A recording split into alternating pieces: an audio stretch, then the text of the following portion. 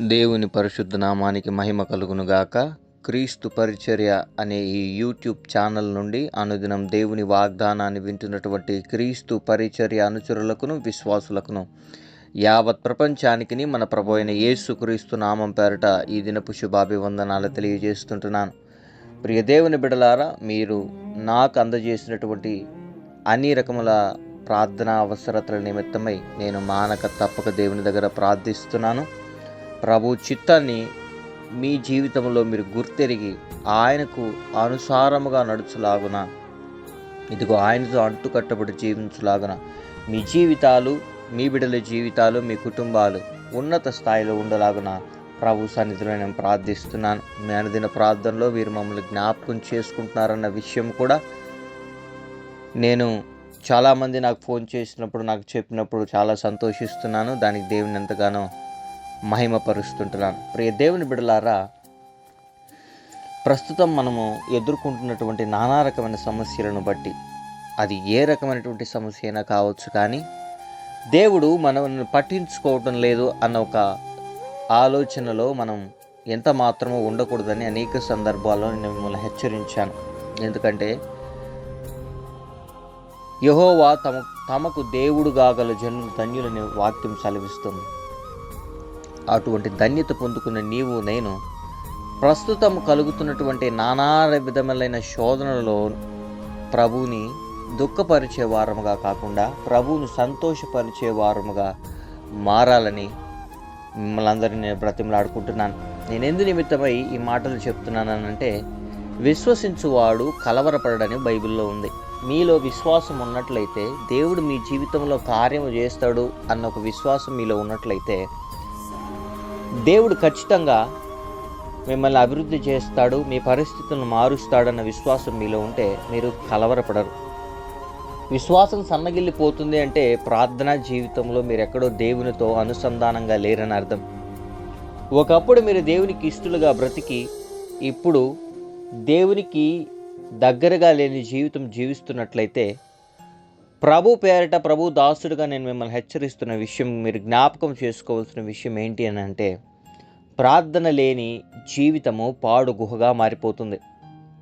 ప్రార్థన చేయకపోవటం వల్ల, దేవుని స్తుతించకపోవడం వల్ల ఇదిగో మన జీవితాల్లో ఒక రకమైనటువంటి చేదును మనం అనుభవించవలసి వస్తుంది. నేను ఎందుకు చెప్తున్నాను అని అంటే, ఇదిగో దేవుని సన్నిధిలో నుంచి దావీదు ఎప్పుడైతే తొలగాడో, ఎప్పుడైతే ఆయన ప్రార్థన చేయకుండా మాని ఇదిగో ఓ రకమైనటువంటి స్వభావానికి లోనై ఆ మేడ మీద తిరుగుతున్నప్పుడు అతని చూడరాని దృశ్యమును చూచి బెర్షబాతో పాపము చేయడానికి దోహదపడింది. 7 మార్లు దేవుని సన్నిధిలో కనబడే దావీదు ఆ దినాన దేవుని సన్నిధిలో కనబడకపోవడం వల్ల దురాత్మ సమూహాలు దావీదు రాజ్యాన్ని, దావీదుకున్న సకల విధములైనటువంటి బలాన్ని ఒక్క దెబ్బకి కూల్చివేయడానికి గల శక్తి వచ్చింది. నేను ఎందుకు చెప్తున్నాను అంటే, తిరిగి దావీదు దేవుడి దగ్గర పశ్చాత్తాపపడ్డాడు, దేవుడు దావీదుని తిరిగి లేపాడు, కానీ దేవుడిని దుఃఖపరచాడన్న విషయం ఈయనడు దావీదు జీవితంలో మర్చిపోలేదు. అయా, కేవలం నీ దృష్టికే నేను పాపం చేసి ఉన్నాను నాయనా, నన్ను క్షమించని దావీదు బ్రతిమలాడుకోవడానికి గల కారణం, దేవుని సన్నిధిలో దావీదు కనబడలేదు. ప్రియ దేవుని బిడలారా, నేను మిమ్మల్ని హెచ్చరించేది కూడా ఏంటి అని అంటే, మీలో విశ్వాసము సన్నగిల్లిపోతుంది అని అంటే మీలో ప్రార్థన అనుభవం లేదని అర్థం. ప్రార్థన చేస్తే దేవుడు మా స్థితిని మారుస్తాడా అని అంటే, ఖచ్చితంగా ప్రార్థన వల్లనే జీవితాలు మార్చబడతాయండి. చూడండి, యోసేపుని తన అన్నదమ్ములు వెలివేసినప్పుడు, తన అన్నదమ్ములు అమ్మివేసినప్పుడు, తన అన్నదమ్ములు ఒంటరి చేసినప్పుడు ఆ చిన్న హృదయం బావిలో ఎంత కుమిలిపోయిందో.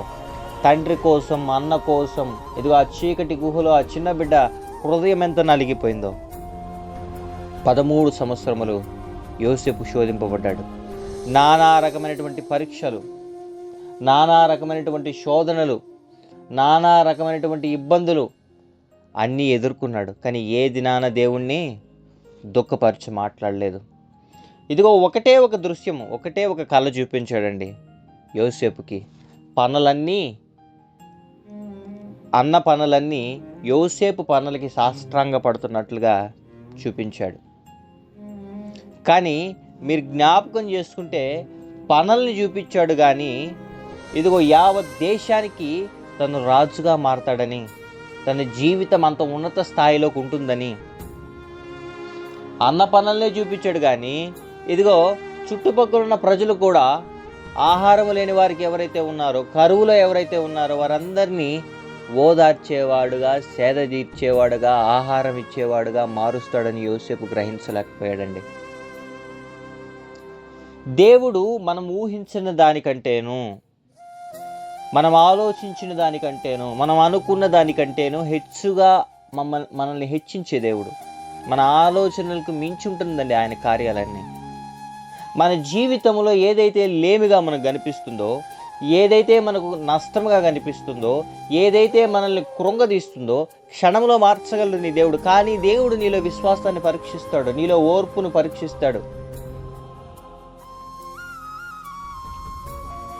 కానాను ఆ వివాహంలో దేవుడు అద్భుత కార్యాన్ని చేశాడండి. ఏం చేశాడు? నీటిని ద్రాక్షారసంగా మార్చాడు. మరియమ్మ గారు వచ్చి ఈ విషయాన్ని చెప్పినప్పుడు, అమ్మా ఇంకా నా సమయం రాలేదని దేవుడు అన్నాడే, కానీ చెప్పంగానే వెళ్ళి ఆయనకి ఎంతసేపు పడుతుందండి చేయడానికి అద్భుత కార్యం. కానీ ప్రభు సమయం కోసం ఎదురు చూసేవాడు. ఆయనకంటూ ఒక టైమింగ్ ఉంది. ఆయన రాంగ్గా క్యాలిక్యులేట్ చేసేవాడు కాదు, రాంగ్గా లీడ్ చేసేవాడు కాదు. మీరందరూ గ్రహించవలసిన విషయం అది. దేవుడు మా జీవితాన్ని ఎందుకు ఇలా మార్చేశాడు? మేమేం తప్పు చేసినాం? మేము మంచిగానే ఉన్నాం కదా, ఎందుకు ఈ చేదైన అనుభవం మేము అనుభవించవలసి వచ్చింది అని అంటే, జీవితంలో నువ్వు తీసుకున్నటువంటి తప్పటి నిర్ణయాల వల్ల, ప్రభు సన్నిధిలో నువ్వు కనిపెట్టుకుని ఉండకపోవడం వల్ల, దేవుడి దగ్గర విచారణ చేయకపోవడం వల్ల కొన్ని నువ్వుగా కొని తెచ్చుకున్న సమస్యలు ఉంటాయి. కానీ వాటన్నిటిలో నుంచి కూడా దేవుడు నిన్ను కాపాడుతున్నాడు అంటే దానికి కారణం ఆయన కన్ను దృష్టి నీ మీద ఉందని, ఆయన నిన్ను చూస్తున్నాడని, ఆయన నిన్ను జ్ఞాపకం చేసుకున్నాడని అర్థం. మన చింత యావత్తు ఆయన మీద వేయండి అని చెప్పాడండి. కానీ మనం వేయం. ప్రభు ఎక్కడ మోస్తాడులే, ప్రభుకి బరువు ఎక్కువగా ఉంటుంది, మనమే మోద్దాం, మనమే మోసి ప్రభువుని తిడదాం. ఈ రకమైనటువంటి స్వభావం చాలా డేంజర్. ప్రియదేవుని బిడ్డలారా, మనం మార్చుకోవాలి. ప్రభు సన్నిధిలో అనుదినము మన జీవితాన్ని పరీక్షించుకుంటూ రావాలి. ఒక రకమైనటువంటి ఏదైనా ఒక వెహికల్ కొత్తది మీరు తీసుకున్నారు అనుకుందాం, అది వాడే కొన్ని సంవత్సరాల తర్వాత ఏమవుతుంది నాన్న, ఖచ్చితంగా అందులో ఏదో ఒక రిపేర్ అనేది వస్తుంది. ఇంజిన్ ఆయిల్ మార్చాలనో, లేకపోతే అందులో పెట్రోల్ అయిపోతే అందులో పెట్రోల్ లేదని ఇండికేషన్ ఇవ్వడము, ఇంజిన్ ఆయిల్ లేకపోతే కార్స్కి అయితే ఇంజిన్ ఆయిల్ మార్చమనో, ఇట్లా చూపిస్తుంటాయి ఇండికేషన్లు. ఎందుకని? నువ్వు ఇదే రకంగా కార్ని నడిపితే, ఇదే రకంగా ఈ మోటార్ వెహికల్ని నడిపితే ఖచ్చితంగా పలాని స్థితిలో నీకు ఇంటిమేషన్ లేకుండానే పని చేయడం ఆగిపోద్ది బండి, ప్రాబ్లం వస్తుంది ఇంజిన్లో అని హెచ్చరిస్తుంటాయి. సెన్సార్స్ వల్ల ఇండికేటర్స్ అన్నీ బ్లింక్ అవుతుంటాయి. దాన్ని జాగ్రత్తగా చూసుకోగలిగిన మనము, ఇదిగో కోట్లకు ఖరీదు చేసే మన శరీరాన్ని మాత్రం, మన జీవితాన్ని మాత్రం జాగ్రత్తగా చూసుకోవడానికి, కాపాడుకోవడానికి, శ్రమల నుంచి బయటపడడానికి మాత్రం ముందుకు రా. సులువుగా చిక్కులు పెట్టు పాపముల నుంచి ప్రార్థనా జీవితంలో మనం ఎదుగుతున్నప్పుడు ఈజీగా తప్పించుకోగలుగుతామండి. ప్రార్థన చేస్తున్నప్పుడు ఎటువంటి పరిస్థితులు నిన్ను ముట్టలేవు, నేను కనిపిస్తాయి అంతే. మీరు కావాలంటే ట్రై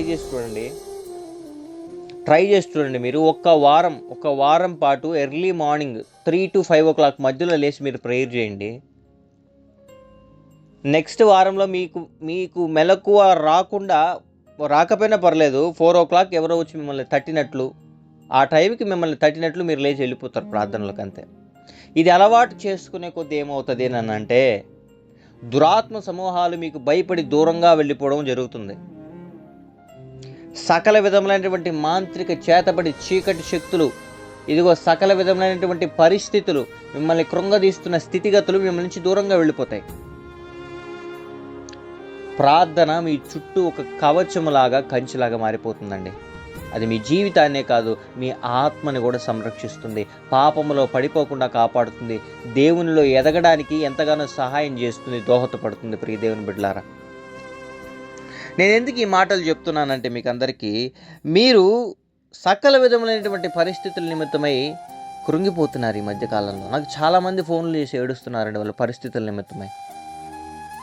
నేను అందరిని అడిగే ప్రశ్న ఒకటే, మీరు ఫోన్లు చేయొద్దని నేను అనను, మీ సమస్యలు నాతో పంచుకోవద్దని నేను అనను. ఖచ్చితంగా మీకోసం నేను ప్రార్థించడానికి ఎల్లప్పుడూ సిద్ధంగా ఉన్నాను. కానీ మీరు మాట్లాడే మాటల్లో, మీరు చెప్పే విషయాల్లో మనుషుల్ని ఎంత దుఃఖపరుస్తున్నారో, దేవుణ్ణి ఎంత దుఃఖపరుస్తున్నారో జ్ఞాపకం చేసుకో. మీకున్న స్థితిగతుల నిమిత్తమే మీ హృదయం నలిగిపోయి ఉండొచ్చు, కానీ ఎక్కడ దేవుడు, ఏం చేశాడు దేవుడు, మాకేం దేవుడు అని కానీ అన్నారే నన్నంటే మీకు మీరే శాపాన్ని కొని తెచ్చుకున్నట్లు. తస్మాత్ జాగ్రత్త.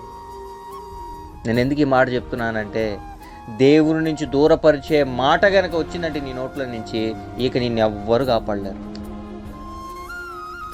ఏం దేవుళ్ళే, ఏం చేశాడులే, ఇంకెక్కడలే, ఈ నిరుత్సాహం అనేది ఎప్పుడైతే మనిషిలోకి ప్రవేశిస్తుందో అవుట్ అంతే. నేను చాలామందికి చెప్పాను నాకు ఫోన్ చేసినప్పుడు, దయచేసి అలా అనద్దమ్మా, మీకోసం నేను ప్రార్థన చేస్తాను. మన దేవుడు అద్భుత కార్యాలు చేసే దేవుడు. కానీ నమ్మి విశ్వాసం ఉంచిన వాళ్ళు కలవరపడ్డారండి. దాని గురించి ఆలోచించరు. మళ్ళీ పదే పదే పదే పదే అవి నీ మదిలోకి వస్తున్నా, ప్రభువా నీవు నాకు సహాయకుడిగా ఉన్నావు, నరమాత్రుడు నన్ను ఏం చేయగలుగుతాడు, లేకపోతే నాకున్న పరిస్థితులు నన్ను ఏం చేయగలుగుతాయి, నన్ను బాధిస్తున్న వారు నన్ను ఏం చేయగలుగుతారు, నా ఆర్థిక సంబంధమైనటువంటి పరిస్థితులు నన్ను ఏం చేయగలుగుతాయి, నా అనారోగ్య పరిస్థితులు నన్ను ఏం చేయగలుగుతుంది, నాయనా నీవు నా పక్షాన ఉన్నావని మీరు మాట్లాడే ధైర్యవంతులు కావాలన్నదే నా ప్రయత్నం. చూడండి, మత్తయి రాసిన సువార్త 6వ అధ్యాయంలో 8వ వచనంలో ఈ మాట ఉంటుంది, మీరు మీ తండ్రిని అడగక మునిపే మీకు అక్కరగానున్నవేవో ఆయనకు తెలియను. మీరు మీ తండ్రిని అడగక మునిపే మీకు అక్కరగా ఉన్నవేవో ఆయనకు తెలియను. చూడండి, యేసు ప్రభువారు తన శిష్యులతో చెప్తున్నటువంటి మాటలు ఇవన్నీ. మనం ప్రార్థన ఎలా చేయాలి, ఉపవాసం ఎలా ఉండాలి, దేవుణ్ణి ఏది అడగాలి, ఏది అడగకూడదు, ఒకవేళ మనం అడగవలసిన పరిస్థితికి వస్తే మనము అడగక ముందే మనకు అక్కరగా ఉన్నవేవో మన ప్రభువుకి తెలియను అన్న ఒక విషయాన్ని దేవుడికి జ్ఞాపకం చేస్తున్నాడు శిష్యులకి. ఈరోజు నీకు కూడా జ్ఞాపకం చేస్తున్నాడు.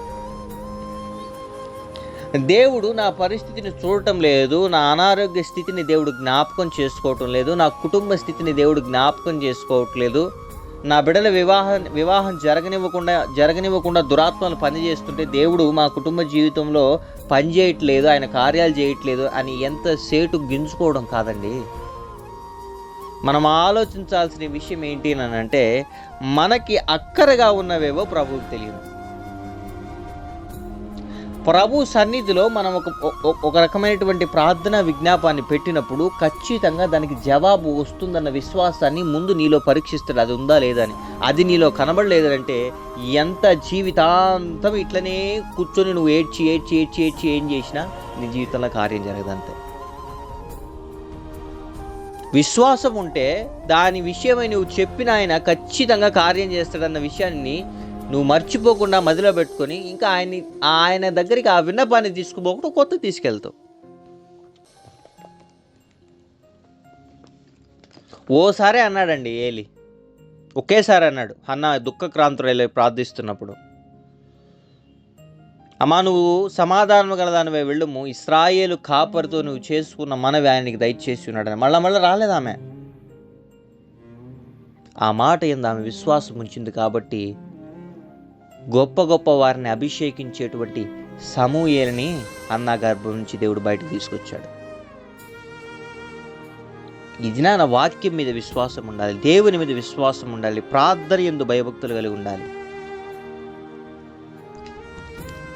ఎంతసేపు కూడా మన ఆలోచనలన్నీ దేవుడు మాకేం చేయలేదు అన్న ఒక ఆలోచనే, కానీ దేవుడు మనల్నే కానీ రిటర్న్లో క్వశ్చన్ కనుక అడిగితే, నేను నీకు ఎందుకు చేయాలి, నువ్వు నన్ను ఎంత గాయపరిచినావు, నువ్వు ఇన్ని పాపాలు చేసినావు, నువ్వు ఈ రకంగా నన్ను బాధపరిచినావు, నేను నిన్ను ఎందుకు కాపాడాలి, ఎందుకు తప్పించాలి అని దేవుడు మనల్ని అడిగితే మన జవాబు ఏంటి? దానికి ఎవరి దగ్గర జవాబు ఉండదు. మనుషులు నిన్ను అలా అడిగేవారే కానీ నీ దేవుడు నిన్ను ఎప్పుడు అలా అడిగేవాడు కాదు.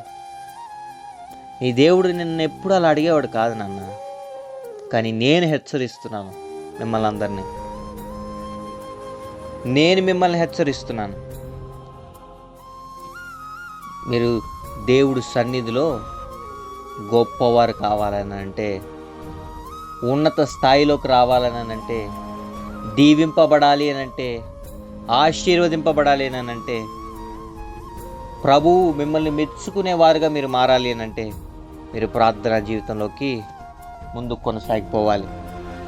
మీకున్నటువంటి పరిస్థితుల నిమిత్తమై కృంగిపోకుండా ప్రార్థన జీవితంలో కొనసాగిపోవాలి. దేవుడు మిమ్మల్ని ఆశీర్వదించుని దీవించాలని ఇది అనుదిన మా ప్రార్థనలో మేము జ్ఞాపకం చేసుకుంటున్నాం. అదే మత్తయి రాసిన సువార్త 26వ అధ్యాయం 26వ వచనం గమనించినట్లయితే, ఆకాశ పక్షులను చూడుడి, అవి విత్తవు కోయవు, కోట్లలో కూర్చుకొనవు, అయినను మీ పరలోకపు తండ్రి వాటిని పోషించుచున్నాడు.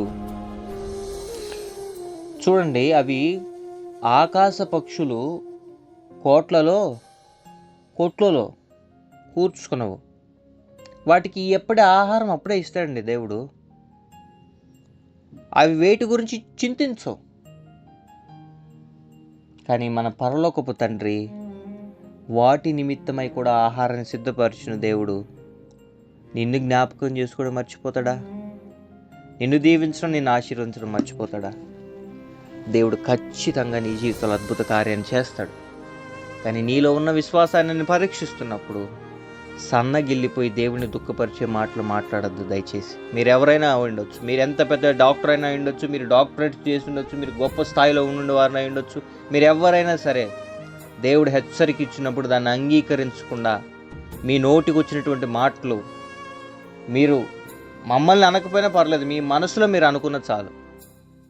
దేవుడు ఏం లేదండి, ఎలీషాకి ఉన్నటువంటి బట్టతల నిమిత్తమై అతను ప్రార్థన చేయడానికి కొండెక్కిపోతూ ఉంటే పైనుంచి వస్తున్న ఒక ఊరు గ్రామంలో ఉన్న జనులు ఎలీషాని చూసి బోడివాడ ఎక్కిరమ్మని ఎగతాళి చేసిన దానికి ఎలీషా వాళ్ళని తిట్టలే.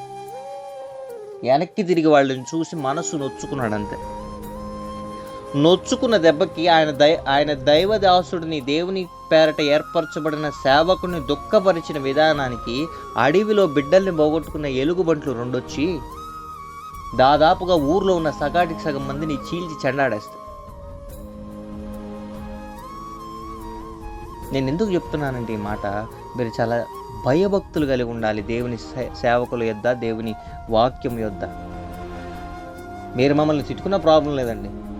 దేవుడు మమ్మల్ని జ్ఞాపకం చేసుకుని ఈ స్థితిలో నిలబెట్టుకున్న రీతిని బట్టి మేము దేవుడికి రుణస్థులుగా ఉంటే చాలు, అంతే. కానీ మేము ఎవరికి రుణస్థులుగా ఉండాల్సిన అవసరం లేదు. ఎవరి దగ్గర మేము రూపాయి చాచి తీసుకోవట్లేదు. కానీ మీరందరూ నా కుటుంబంగా నేను భావిస్తున్నాను కాబట్టి నేను మిమ్మల్ని హెచ్చరిస్తున్నాను. దేవుడు మీ కుటుంబాల్ని, మిమ్మల్ని ఉన్నత స్థాయిలో ఉంచాలని ఆశపడుతున్నాడు. కానీ నీ విశ్వాసాన్ని పరీక్షిస్తున్నాడు దేవుడు.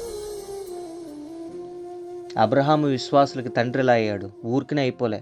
సకల విధమైనటువంటి పరీక్ష, ఓర్పుని అతను చూపించాడు, కనుపరిచాడు. కాబట్టే దేవుడు అబ్రహాంను ఆ స్థితిలో ఉంచాడు. నిన్ను కూడా దేవుడు ఆశీర్వదించాలి అని అంటే నీ ఓర్పుని, నీ సహనాన్ని, నీ విశ్వాసాన్ని, నీ ప్రార్థనా జీవితాన్ని, దేవుని యందలి భయభక్తులను ఆయన పరీక్షిస్తున్నప్పుడు ఓర్పు కలిగి, సహనం కలిగి ఆయన సన్నిధిలో నడుచుకోవడానికి ప్రయత్నం చేద్దాం. అట్లుగా నడుచులాగున దేవుడు మనకు సహాయం చేసి నడిపించి కాపాడును గాక. ఆమెన్. ప్రార్థన. పరిశుద్ధుడా, ప్రేమగల నాయన, జీవము కలిగిన తండ్రి, నీ ఘనమైన శ్రేష్టమైన నామానికి స్తుతులు, స్తోత్రాలు, వందనాలు. ఈ దినాన ఈ వాక్యాన్ని ఎంతమంది అయితే వింటున్నారో ప్రభా, అనేక మందికి షేర్ చేస్తుంటున్నారో, ఈ ఛానల్ని లైక్ చేసి సబ్స్క్రైబ్ చేస్తుంటున్నారో, వివిధ దేశాల నుంచి, వివిధ ప్రాంతాల నుంచి ఎంతమంది అయితే మా ప్రియ బిడ్డలు మా క్రీస్తు పరిచర్యను అనుసరిస్తున్నారో బిడ్డల్ని జ్ఞాపకం చేసుకోండి. వారికి ఉన్నటువంటి సకల విధములైనటువంటి పరిస్థితుల నుంచి బిడ్డల్ని విడిపించి అవిశ్వాస తీర్మానాలు తీసుకోకుండా ప్రభానైనా ఇదిగో నిన్ను దుఃఖపరిచేవారుగా కాకుండా ప్రభా నీలో ఎదిగేవారుగా బిడ్డలు మారడానికి గల సహాయాన్ని అనుగ్రహించండి. పరిశుద్ధాత్మదేవ నీ కాపుదలను అనుగ్రహించమని ప్రార్థిస్తుంటున్నాం. సకల విధములైనటువంటి పరిస్థితుల నుంచి బిడ్డలకి విడుదలను అనుగ్రహించి నానా రకమైనటువంటి శోధనలో బిడ్డలు పడిపోకుండా కాపాడమని ప్రార్థిస్తుంటున్నాం. కృంగిన సమయాల్లో ప్రభా నీవే బిడ్డలు లేవనెత్తండి, ఆశీర్వదించండి, నడిపించండి, కాపాడమని ప్రార్థిస్తుంటున్నాం. నెత్తి మొదలుకున్న అరికాలు వరకు బిడ్డలకి సారవంతమైన ఆరోగ్యాన్ని, బలాన్ని, శక్తిని అనుగ్రహించండి. నీ బిడ్డలని ప్రభానైనా నీ కాపుదలతో నింపి ఎటువంటి అనారోగ్య పరిస్థితులను, ఎటువంటి ఆర్థిక ఇబ్బందులను, ఎటువంటి ఉద్యోగాలేమున్నాను, ఎటువంటి కుటుంబ సమస్యలు ఉన్నాను వాటన్నిటి నుంచి బిడ్డలకు అనుగ్రహించి ఉన్నత స్థాయిలో బిడ్డలు ఉండులాగున అయా ఆ బిడ్డల మీదకి శుభములు, దీవెనలు ప్రకటిస్తున్నాను ప్రభా. బిడ్డలు గొప్పవారుగా కాపాడమని ప్రార్థిస్తుంటున్నాం. వివాహ సంబంధాల కోసం ఎదురు చూస్తున్న బిడ్డలకి మంచి వివాహ సంబంధాలు వచ్చునుగాక, బిడ్డలకి ఘనంగా వివాహం జరుగునుగాక. విదేశాలలో ప్రభానైనా కష్టాలు పడుతూ ప్రభానైనా ఇదిగో భారతదేశానికి తిరిగి రావాలని ప్రయత్నిస్తున్న బిడ్డలకి క్షేమకరమైన, సురక్షితకరమైన ప్రయాణ మార్గాన్ని తిరిగి అనుగ్రహించండి. ఇక్కడి నుంచి వెళ్ళాలి ప్రభాన చదువు నిమిత్తమై ప్రభాన లేదా ఉద్యోగ నిమిత్తమై వివిధ దేశాలకి వెళ్ళాలని ఆశపడుతుంటున్న బిడ్డల కోరికను నెరవేర్చమని ప్రార్థిస్తుంటున్నాం. మరి అదే రకంగా ప్రభాన అనారోగ్య పరిస్థితున్న బిడ్డలకి సకల విధమైనటువంటి పరిస్థితుల నుంచి విడుదలను అనుగ్రహించి ఆరోగ్యాన్ని, బలాన్ని, శక్తిని అనుగ్రహించమని ప్రార్థిస్తూ ఈ దినాన ప్రభాన వివాహ దినాలు, జన్మదినాలు జరుపుకుంటున్న బిడ్డల మీద శుభములు, దీవెనలు ప్రకటిస్తుండగా నీ సహాయాన్ని అనుగ్రహించి కాపాడమని స్తుతి, ఘనత, మహిమ, ప్రభావానికి ఆరోపిస్తూ యేసయ్య అతి పరిశుద్ధమైన నామమున ఈ ప్రార్థన విన్నపములు అడిగి పొందుకున్న మా ప్రియ పరలోకపు తండ్రి. Amen, amen, amen. Praise the Lord. May God bless you all.